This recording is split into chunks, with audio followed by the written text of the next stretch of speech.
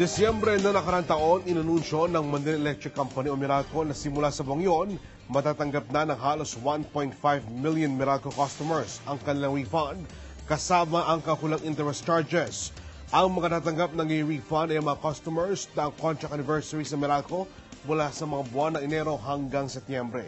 Nilinaw rin po ng Meralco na ang mga may mga contract anniversaries naman mula sa mga buwan ng Nobyembre at Disyembre makatatanggap din ng bill deposit payback. Pero ito ibibigay sa iba pang pagkakataon.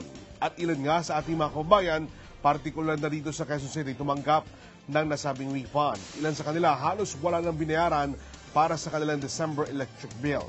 Gayunman, meron pa rin po kami nakausap na hindi pa rin nakatatanggap ng nasabing refund mula sa Meralco. Nagpapasalamat ako ng marami sa ginawa ng Meralco na niriripan nila itong buwan na to, nung nakaraang buwan, December. Kasi tungtuwa yung may bahay ko malaking bagay sa amin. Lalo na medyo nasa krisis din kami. Sa ngayon po, ang bill po namin ay zero balance po. Nagpapasalamat po ako sa malaking refund na ibinigay sa amin ng Meralco. Malaking bagay na rin po ito para sa amin at karagdagang budgetin po ito. At masaya po ako. Kaming lahat. Dating binabayaran namin siya 1,005 mahigit. Ngayon nakatanggap kami ng 280 lang. At least kahit papano nabawasan yung gastusin natin sa Meralco. Salamat sa Meralco. Nagpapasalamat kami sa pagbibigay ng discount o zero balance ng bill sa Meralco sapagkat malaking tulong ito sa amin bilang consumer ng Meralco. So maraming salamat. Yung zero po balance ng refund ng Meralco, hindi pa po namin ramdam yung refund. Nasa linya po ng ating komunikasyon si Ms. Dina Lambota, ang tagapagsalita ng Meralco. Ma'am Dina, magandang hapon. Yes, magandang hapon sa iyo, Onina, at sa lahat nakikinig sa responder. Yes, ma'am. Oo, tama. Nag-umpisa kami last year, pagbibigay nga nitong refund of interest. No, ang ilan talagang, kumbaga, ay halos walang binayaran na kasi yung initial na pagbigay nito, no, yung ibang customers namin na yung kanilang bill deposit ay maaring mas malaki kaysa sa kanilang monthly average for the past 12 months, no? Talagang maaari na mag-zero siya. Kasi imagine, yung sobrang bill deposit plus yung interest earned over the years, no, naging katumbas o actually mas higit pa sa kanilang average o kanilang bill sa ngayon, no? So, yun ang kaya yung iba. And then after this kasi nung initial nga, no, ayun pong lahat ng interest mo earned, no, ay ibabawas po muli doon sa inyong bill pagdating po ng anibersaryo ng inyong kontrata sa Meralco. No? Ayun. So, yun ang mangyayari, no? Opo. So, iba naman ay ito naman yung so tuloy-tuloy na. So, nag-umpisa kami ng October, so tuloy-tuloy po, no, na itong initial na ito ay mararanasan po nung talagang makakatanggap kasi meron po silang excess, no, may excess po sila at saka po yung mayroon po interest na kasama. Ang iba naman, ang mangyayari, yung isa kasi, di ba kanina yan, sabi niya may binayaran siya, ngunit mas maliit na lamang. Kasi po, interest po lamang ninyo siguro ang maaring na credit sa inyong bill. Kaya ho, meron pa rin tayong pinagbayaran, no?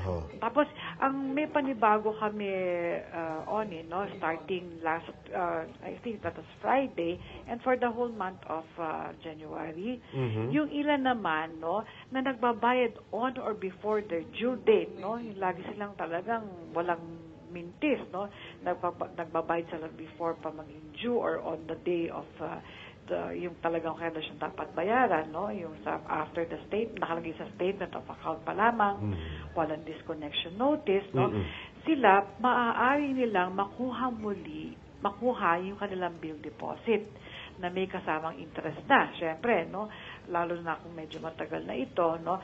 So, yung lahat po ng interest nun, tsaka bill deposit yung principal, no? Makukuha po ninyo kung gusto nyo, no? So, nasa customer ngayon, no? ang desisyon kung mananatili yung bill deposit sa Meralco, mag-earn ng interest, or kung ang gusto I-refund. niya, makuha niya, no, kasama ang deposito, no, kasi nga nagbabayad siya. Yun lang, no, yun, nakasaad lahat dun sa aming sulat na matatanggap nila. At sa likod nun, yung sulat na yun, kung saan nakalagay yung abiso, no, yung mga requirements, yung bali sa application form na yan, no, yung application form na yun, nakalagay yung requirements, saka ang kondisyon. Kasi, ang nakalagay doon ano, kung sakasakali na magkataon na ikaw ay hindi naging good paying customer na, no, for the past 3 years, kasi ang condition dito, for the past 3 years na nagbabayad ka on and before the due date, kasama ka dito. Kung sakaling magmintis ka in the future, hihingan ka namin ulit ng bill deposit. Ayun. Oo, no? Na hindi naman po nyo po pwedeng bawiin, no? Kung sakasakali po kayo ay yun na nga, na magkaroon ng good paying record for 3 years again, no? That will not be the case. Ito lang po ay makukuha ninyo should you terminate the electric service. Kasi po ito'y assurance lamang. So, ibig sabihin, ma'am, itong ganitong patakaran po ng Meralco, ano po ay magaganap po ito taon-taon. Kaya every year, maaari pong magkaroon ng kabawasan or talagang totally wala mabayaran ng mga Meralco customers po natin. Or kaya pwede niya i-refund yung kanyang pera. Yes. After yung initial, no, malamang, no, ito na lang ay interest. So, mas maliit na ito kaysa sa kanilang unang, yung unang bagsak nito. No? Kasi iba nga, may pagkakataon na ang kanila sigurong monthly consumption for the past 12 months, maaari din lumiit na. Baka nabawasan na ng tao sa bahay, di ba? No? So, mas lumiit na ang iyong konsumo kaysa nung ko'y nag-umpisa. No? May mga ganong kaso. So, ito po ay depende po sa kondisyon. Pero sa initial talaga, most probably, talagang, kumbaga, doon niya mararanasan na yung iba, walang babayaran. Kasi nga, yung bill deposit, baka may kumbaga, mas mataas kaysa sa monthly consumption nila. Opo.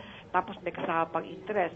After this one, interest na lamang. So, mas mababa. Tsaka, ilang taon din ang lumipas, maaari doon sa iba, no? Kasi kung matagal na yung serbisyo, siyempre ang interest nito mas malaki na, no? So, yung ang kaso ng iba, wala silang babayaran. Ayun. So, oo. Yes, kamukha nung iba, kasi alam mo, when you submit your electrical plan, no, nakalagay doon kung ilan ba aircon mo, yung mga ganon. Kung nakadisenyo, 5, pero isa lang ginagamit mo. So, imagine, malaki din ang hindi, baka sobrahan ng bill deposit mo sa umpisa, tapos nabawasan ka pa ng tao sa bahay, so talagang mas maliit. So, yung iba, talagang, kumbaga, zero, no, walang binayaran. Alright. Naku, Ma'am Dina, tamang-tama po ito at sabi nga po talagang naging maganda pagsalubong nila sa bagong taon. Kaya sana po, ma'am, sa susunod na pagkakataon, magkaroon po at maratili itong ganito patakaran ng Meralco. Actually yan, talagang nasa Magna Carta yan. No? Yung sinasabi natin, yung pinakabago, no? Yung if you have a good payment record for the past 12 months, no? Maaari mong mabawi yung bill deposit plus interest, no? Yun, no? Yung iba naman, interest na ang talagang makikita na nila dun sa kanilang mga bills, no? And kung sakasakali nga, kamukha iba, mabawasan ng tao sa bahay, isang aircon na lang ginagamit, instead of yung 4, malaking binaba. So, maaari pa rin sila makatanggap ng malaki-laki na refund at saka interest. Alright. Ma'am Dina, maraming po salamat. Happy New Year po sa inyo. Thank you and good afternoon. Happy New Year sa inyo lahat dyan sa NEP 25. Good afternoon. Maraming salamat po. Mga kaibigan, si Ms. Dina Lamotan ang tagapagsalita po ng Meralco. Mga kaibigan, magkakaroon po ng traffic routing ang MMDA simula bukas January 8 hanggang January 9. Narito po ang mga apektadong lugar.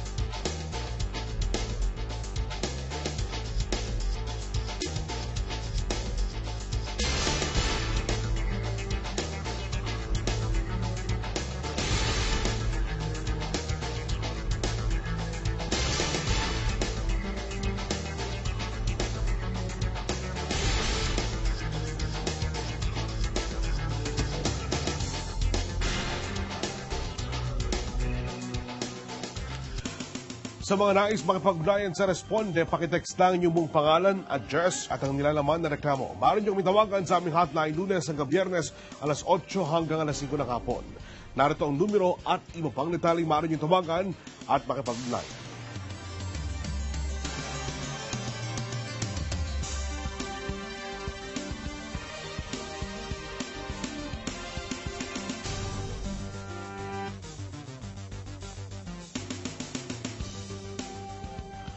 Condolences po sa pamilya ng pumanaw na si Emilito Quintana. Pakikiramay po mula sa buong Current Affairs Group ng Responde. Happy viewing din kina Nelia Gamboa de la Cruz at sa kanyang buong pamilya. Ganun din kina Evelyn de Guzman ng Pampanga. Maraming salamat po sa mag-asawang Ignacio Igne Manaog at Emmy Manaog na ICSM Printers. Maraming salamat din po kay Dr. Elaine Galvez at sa lahat ng bumubuo ng Galvez Clinic. Ang Responde, mapapanood nyo Lunes, Miyerkules at Biyernes, alas 5:30 ng hapon hanggang alas 6 ng gabi. Ang tanging po namin hangad, ang kayo matulungan, walang labis, walang kulang. Tugon, aksyon. Ngayon, ito ang Responde. Magandang gabi, ako si Oren Miranda.